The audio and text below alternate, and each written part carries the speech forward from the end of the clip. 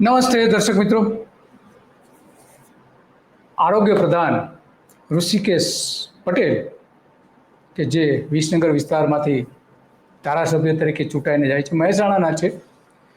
પરંતુ મહેસાણામાં એક આરોગ્યને લગતી એવી એક ઘટના બની છે કે આખી હોસ્પિટલ જ ગેરકાયદેસર હોવાનું જણાયું છે સરકારી રેકર્ડ પ્રમાણે. અને 70 વર્ષથી હોસ્પિટલ ચાલતી હતી અને હોસ્પિટલની જમીન કોઈકે વેચી નાખી ને કોઈકે ખરીદી પણ લીધી.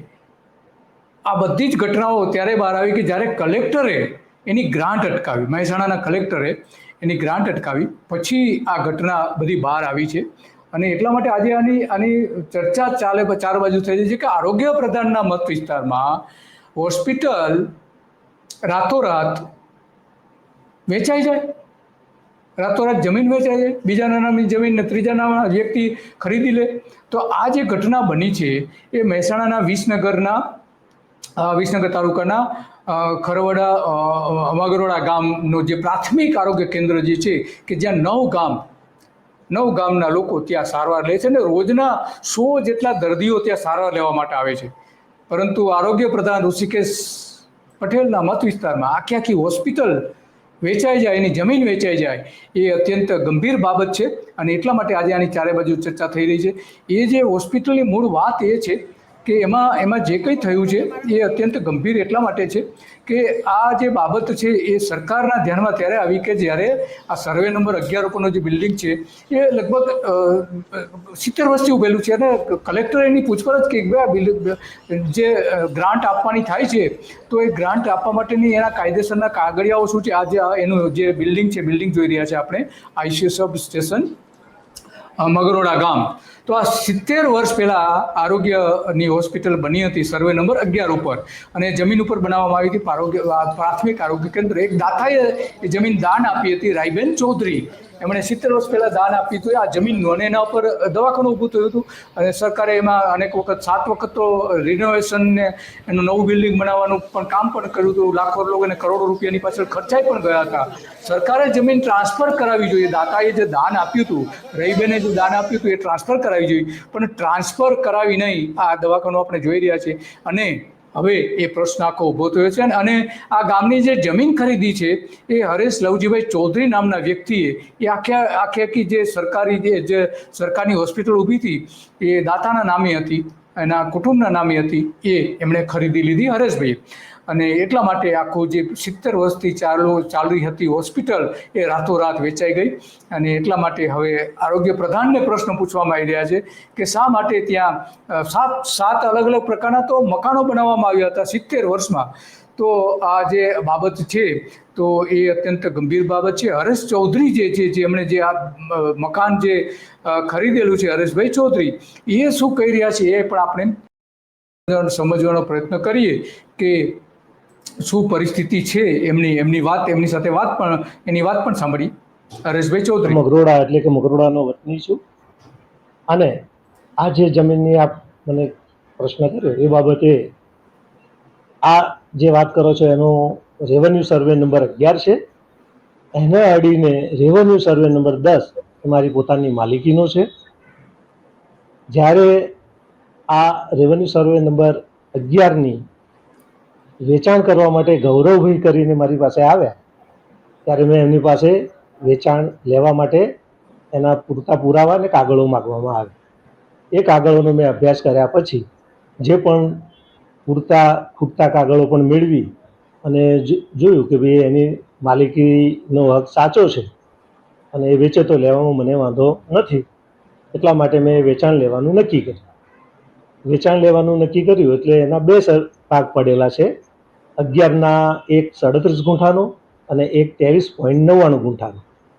આ બંને મેં વેચાણ દસ્તાવેજ કર્યા, પાર્ટીને પૈસા ચૂકવી આપ્યા, અને એ જમીન મેં પોતાના નામે લીધી છે.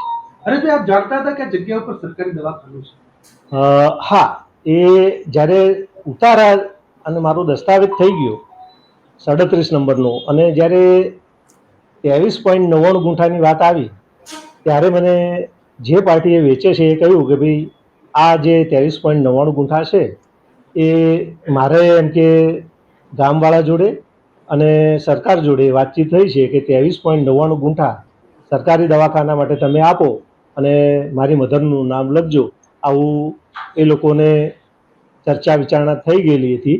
અને એ પ્રમાણે એમને એક જ સર્વે નંબરના 60.99 ગુંઠાના બે ભાગ પાડેલા, 37 ગુંઠા વેચાણ માટે અને 23.99 ગુંઠા સરકારી દવાખાનાના નામકરણ કરીને આપવાની શરત હતી. તો હરેશભાઈ 70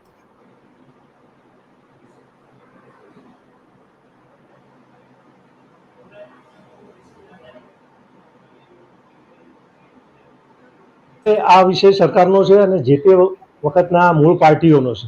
હું જ્યારે દાખલ થયો ત્યારે જે વાત હતી કે 23.99 ગુંઠાની વાત છે એ જે એના મધરના નામે ડોનેટ કરવાની હતી.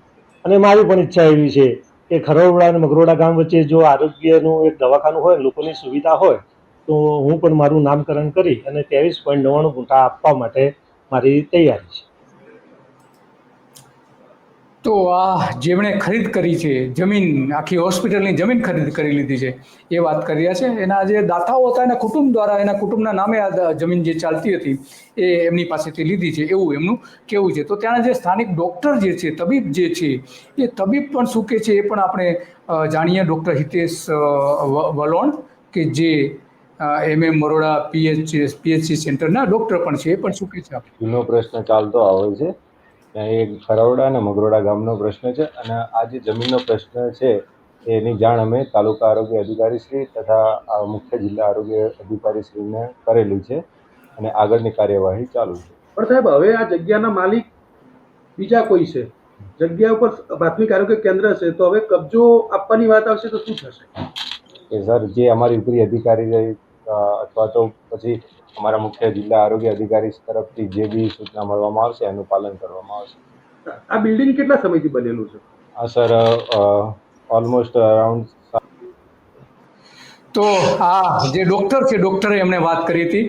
તો આપણી સાથે હરેશભાઈ જોડાઈ ગયા છે. હરેશભાઈ સાથે આપણે વાત કરીશું કે ખરેખર શું ઘટના બની હતી અને એને શાના માટે આખી પરિસ્થિતિ ઊભી કેમ થઈ છે, કઈ રીતે ખરીદી કરવામાં આવી હતી, જમીનના માલિક તમે કઈ રીતે થયા અને એનો શું પરિસ્થિતિ હતી એ આપણે એમની પાસેથી જાણવામાં પ્રયત્ન કરીશું. હરેશભાઈ, તમારું સ્વાગત છે ગુજરાત રિપોર્ટમાં. Thank you very much.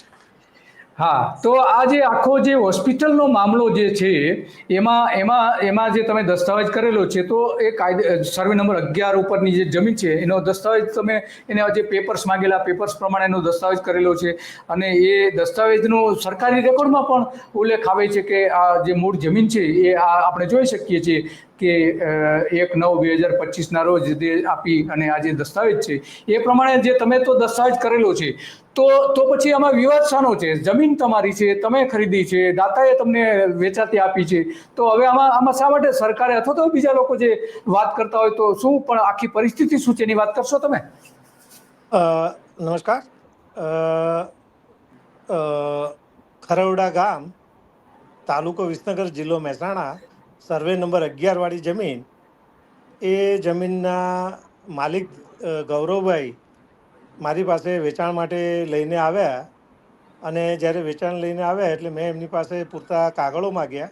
એ કાગળો માગ્યા પછી જે તે જગ્યાએ આપણે એની ખરાઈ કરવા માટે મેં આપ્યા અને જ્યારે એની ખરાઈ થઈ ગઈ કે હા આ સાચા માલિક છે અને ત્યારે પછી એમની જોડે સોદો કરીને એનો દસ્તાવેજ કર્યો. હવે દસ્તાવેજ કર્યો એમાં એક જ સર્વે નંબરના બે ભાગ હતા. એકમાં 37 ગુંઠા અને એકમાં 23.99 ગુંઠા.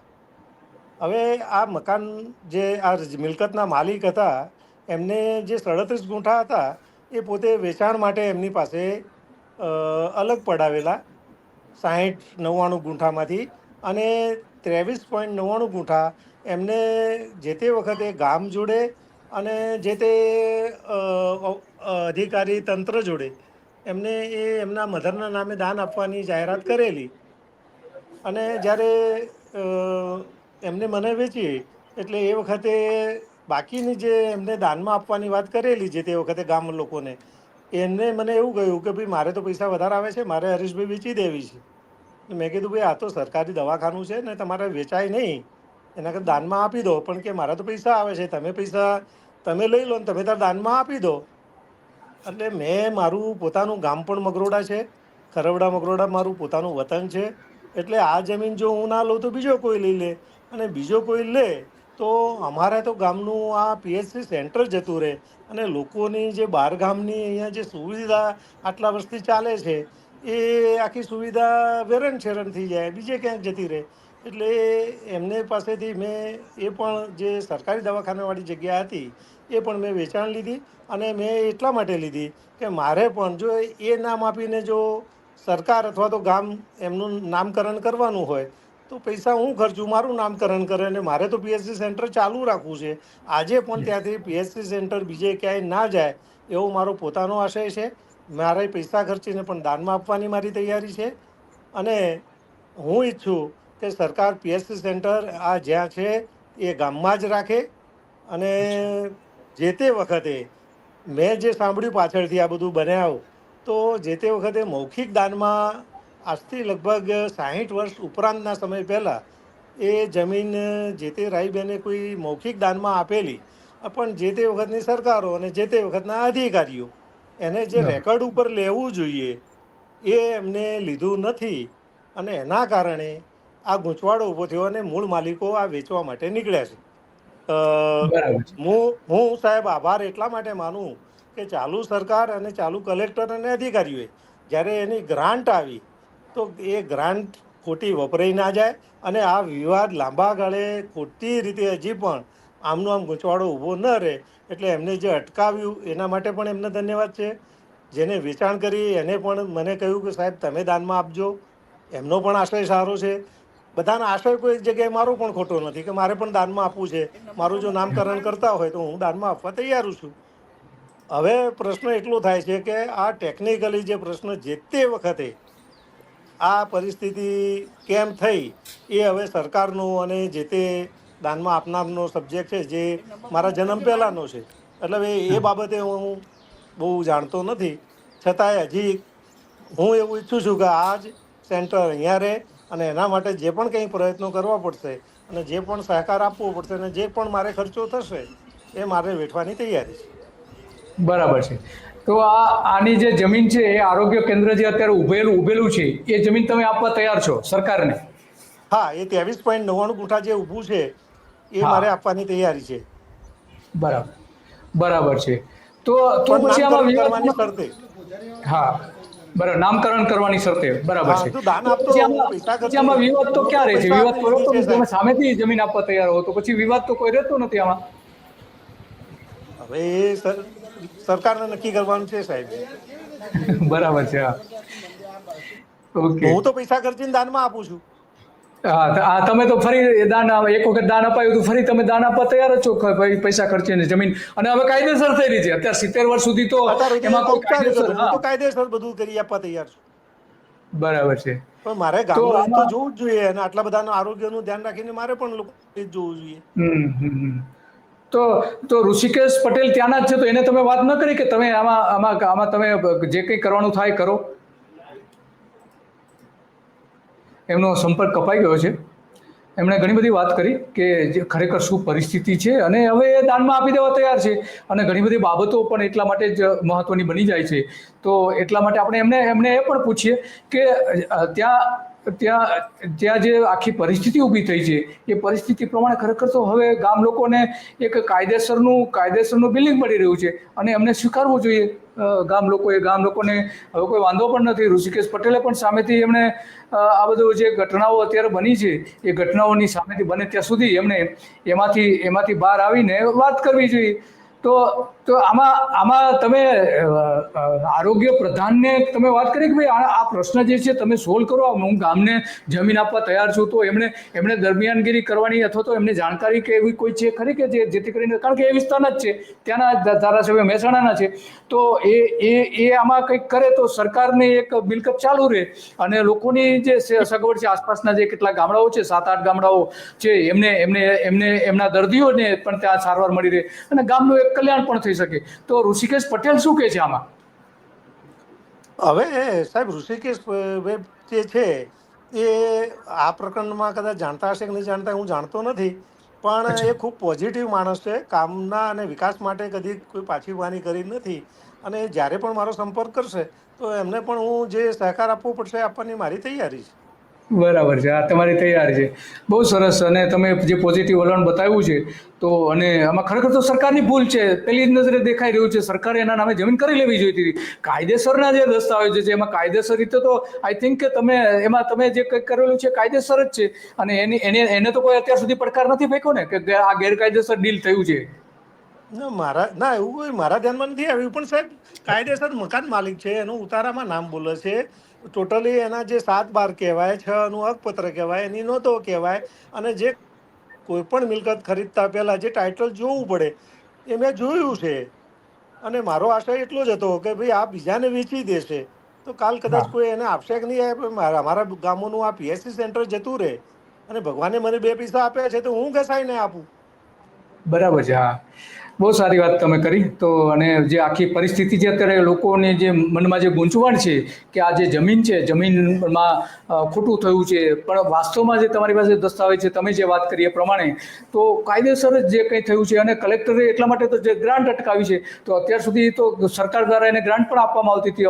હવે બધું જ જે લીગલાઇઝ જે થઈ રહ્યું છે, હવે કંઈ માનો કે કોઈ ડિસ્પ્યુટ હોય તો જે એનો ફેમિલી જેમને દાન આપેલું હતું એ અને ખરીદ કરનાર છે એના વચ્ચે ડિસ્પ્યુટ હોવું જોઈએ. એ તો આમાં ક્લિયર છે, જમીન વેચનારને તો કોઈ વાંધો નથી. તો આ તમે જે બધી વાત કરી એકદમ સ્પષ્ટ રીતે વાત કરી. અને આમાં આપણે આશા રાખીએ કે ગામ લોકો 7, 8, 9 જેટલા ગામ છે કે જ્યાં અત્યારે લોકો જે ગરીબ લોકો છે એ સારવાર માટે આવે છે અને એ જમીન આપવા તમે તૈયાર છો, તો આમાં એકદમ ક્લિયર છે. ઋષિકેશ પટેલ પણ ત્યાંના છે, તે ગામના લોકો, અને આપણે પણ અપેક્ષા રાખીએ કે દરમિયાનગીરી કરે અને આના દસ્તાવેજો થાય અને કલેક્ટરને કહે કે ભાઈ આ દસ્તાવેજ કરો, તો એક સારી બાબત છે, એનો ઉકેલ પણ આવી શકે એમ છે. તો તમારો ખૂબ ખૂબ આભાર. ઘણી બધી વિગતો તમે આપી છે હરેશભાઈ. જી, thank you very much. Okay. તો હા, આખો મામલો હવે એકદમ સ્પષ્ટ થઈ ગયો છે કે જે ખરેખર ગૂંચવાડો હતો એ ગૂંચવાડોમાં હવે રહેતો નથી. સરકાર પોતે પણ આમાં ક્લિયર થઈ શકે એમ છે. અને આ જે આખી બાબત છે એ બાબત એકદમ હવે સ્પષ્ટ થઈ ગઈ છે કે એના જે ખરીદ કરનાર છે એ જમીન આપવા તૈયાર છે. સવાલ એ રહે છે કે જે અગાઉના જે દાતાએ જે જમીન આપી હતી અને એનું નામ ચાલુ રહેવું જોઈએ કે નહીં, તો એના દાતાના વારસદારો છે, એ વારસદારો અને ખરીદ કરનારો બંને વચ્ચે ડીડ થયું છે. તો એ પ્રમાણે આનો નિકાલ થાય તો જે 7-8 ગામના લોકો છે એને કાયમને માટે એક સગવડતા મળી રહે અને એમનો એક ઉકેલ પણ આવી શકે છે. આ મૂળ વાત હતી અને એટલા માટે આજે કારણ કે આખા મહેસાણા અને ઉત્તર ગુજરાતમાં આની ચર્ચા છે, તો આ બાબત આજે સ્પષ્ટ પણ થઈ જાય છે. તો આવી જ બાબતો ઉપર આપણે ચર્ચા કરતા રહીશું. અને જે કંઈ બાબતો હશે તમે પણ અમારી the Gujarat report YouTube channel subscribe કરજો કે જેથી કરીને આ જ પ્રકારની ઘટનાઓ તમારી સમક્ષ આવી શકે અને તમે નોટિફિકેશન મળી શકે. નમસ્તે.